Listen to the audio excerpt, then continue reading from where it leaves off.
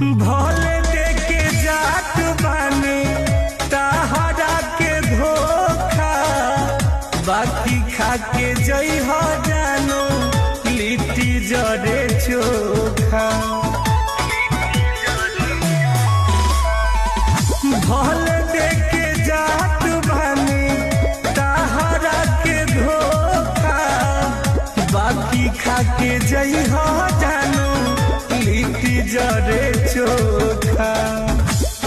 तने बसरधा जानू गरदना मिलई हो, बाकी बेवफाई के ना बदला सधई हो, बदला सधई हो। काले हो बारात ना भूलई हो जानू पूरी खाए आई हो।